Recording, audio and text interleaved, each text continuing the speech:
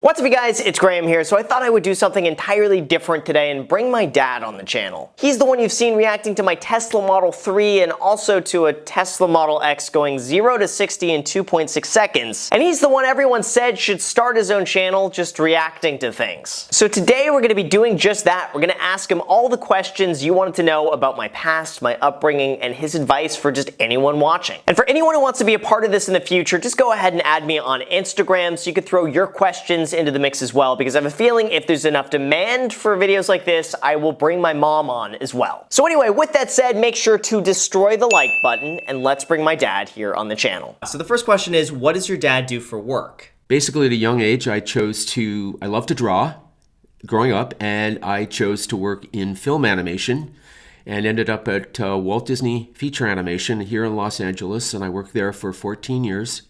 I left after Lion King.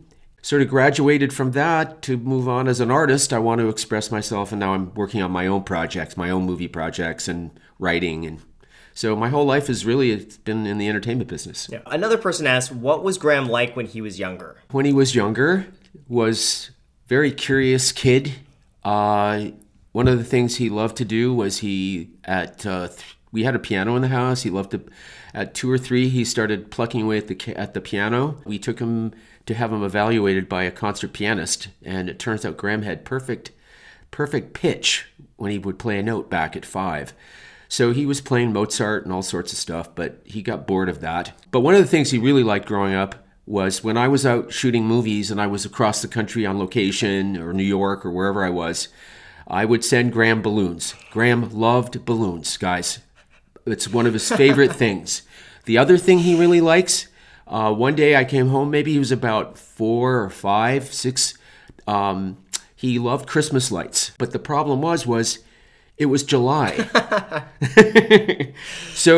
But I allowed this. I thought, you know what, this is a creative kid, and I thought, what's the big deal? It's his room. He can do whatever he wants. So from then on, it was always, can I have some more lights? Christmas lights and stuff like that. So we ended up with strings and strings of different colored lights. That's what he was like. He was a good kid growing, no problems growing up, just trying to keep track of a very strong-willed young boy. So the next one is a really, really popular one. I think probably 1 in 5 people ask this question. Okay. How did you react when your son didn't go to college?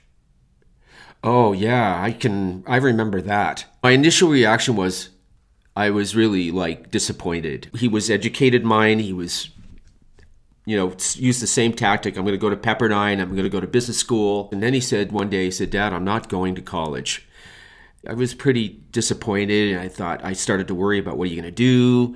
Then I set sort of some guidelines. If you're going to live at home, you have to have a job. So then one day he came in, said, Dad, I'm going into real estate. Well, you're 18. You need a license. 18-year-olds selling real estate in Los Angeles? That ain't going to happen. How are you going to make this work? So again, I just give him the space like I had all the way, let him figure it out. And he did. And the next thing I know, he said, Dad, hey, I have a mentor. And it looks like it worked out okay. Then leading from that, someone else asked, what's the best way to instill a good work ethic into your kids? I think what I did is I just really listened to Graham at a young age of I encouraged his curiosity. We did a lot of things. We went to a lot of museums.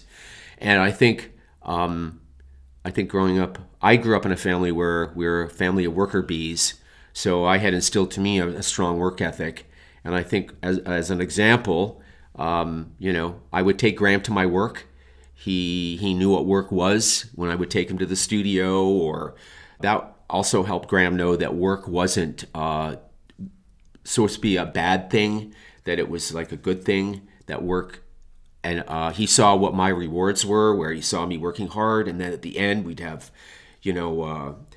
wrap party, or he would see the film up on the screen. And he thought, oh, there's the finished work, where he saw a process of Dad going to work. And this is what happened at the end of the day. There's no free ride in life. And I think I instilled Graham that it's up to you to make your own way.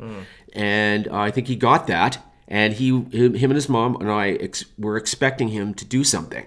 There was an expectation that he had to meet. There was no free ride. Here's a very similar question to that. Someone else asked, what is the most important piece of advice you have so that I can raise my son to be successful like yours?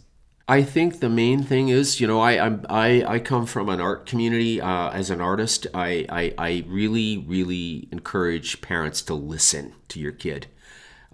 Just listen. They're separate from you.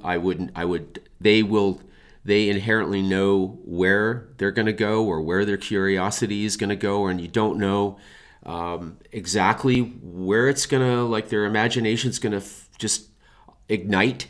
So I think and give your kids lots of good experiences. Introduce them to the world so that when they're 18, they're ready for the world.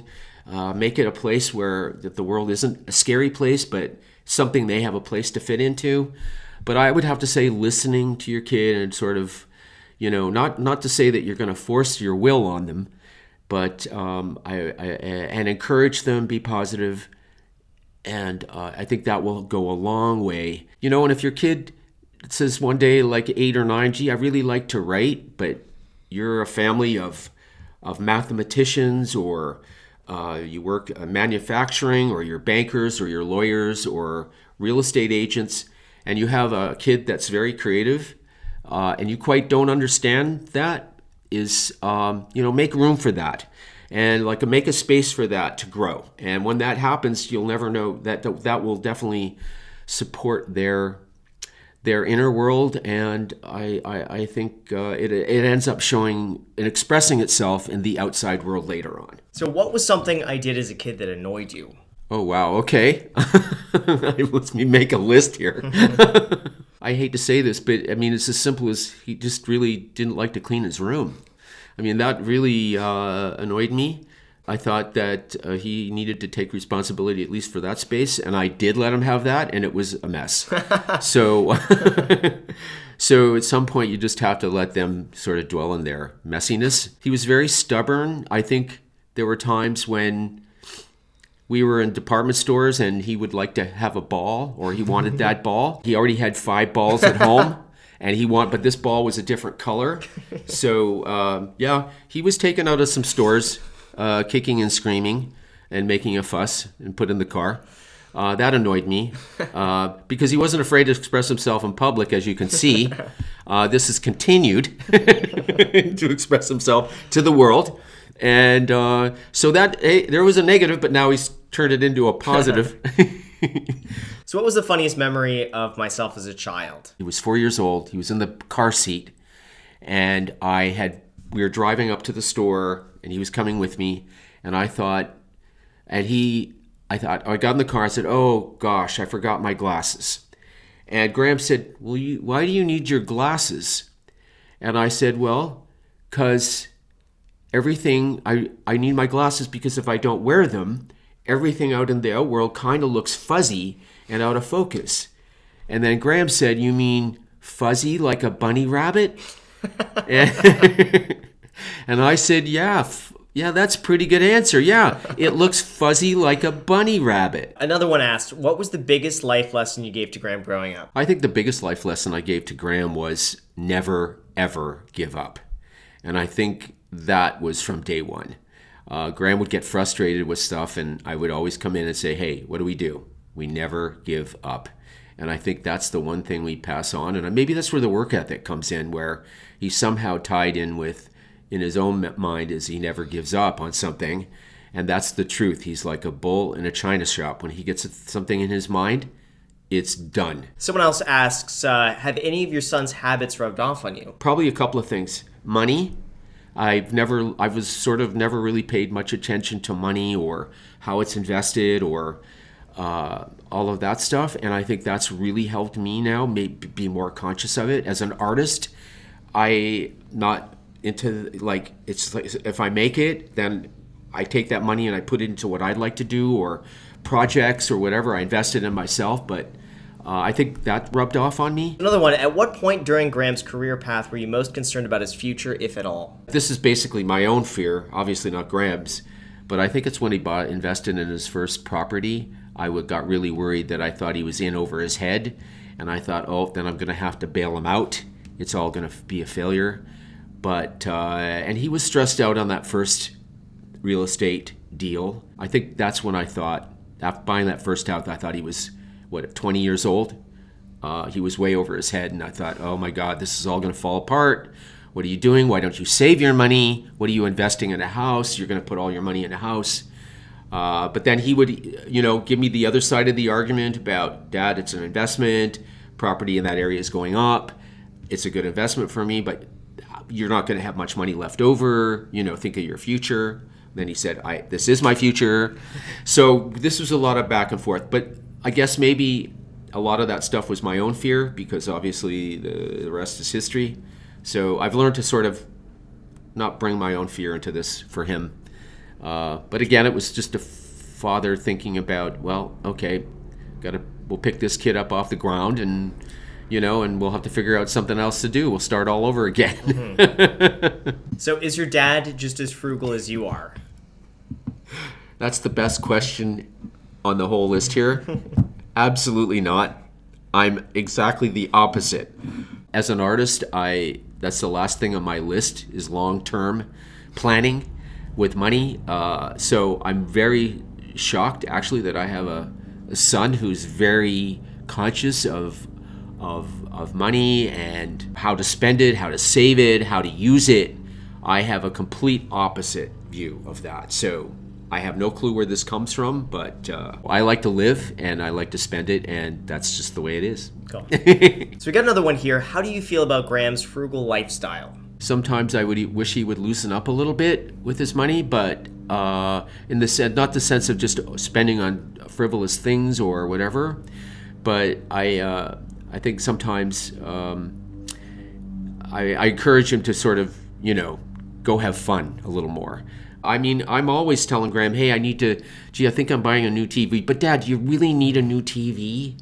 You just got that TV 5 years ago. But Graham, it's got lines going through it. But Dad, you can live with that. You can live with that. That's not that bad, Dad. So, he's talked me out, and he's actually made sense. And it's actually delayed when we talk about things if I run stuff by him. And actually, I guess his frugalness has impacted my life, because it makes me rethink about things that I might want to buy, or if I ask him about a credit card, he suggested all my credit cards, and every one that I have that he suggested has worked out for me in a big time, from air miles to rebates to how to work something, how to get extra money out of like a bank card, and I get bonus points. I never would have thought of that stuff. He made me aware of all of that stuff. So I would say his frugalness is more rubbed off on me. So someone else wants to know your answer to this. Is mayonnaise an instrument? Mayonnaise an instrument? Is mayonnaise an instrument? That's a tough question. No, mayonnaise is not an instrument. Growing up, what did you think Graham's career was going to be? Oh, growing up, I thought definitely Graham's career was going to be in marine biology. He was interested in fish from about 8 years old on. He was really into saltwater fish. So I thought for sure he was going to go into marine biology or something to do with research of animals and science. Then he went through a period where he was playing instruments. Like he was always good at piano, always good at music. So I thought either music or marine biology was going to be his main force. But I had no idea that it would end up being real estate / entrepreneur, any of that at all. So thank you guys so much for watching. I really hope you guys enjoyed this type of video. You have to tell them, by the way, to smash the like button.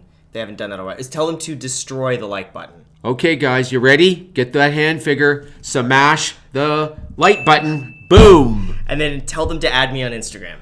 And you know what? I'm going to plead to all of you guys. Seriously, please add Graham to Instagram.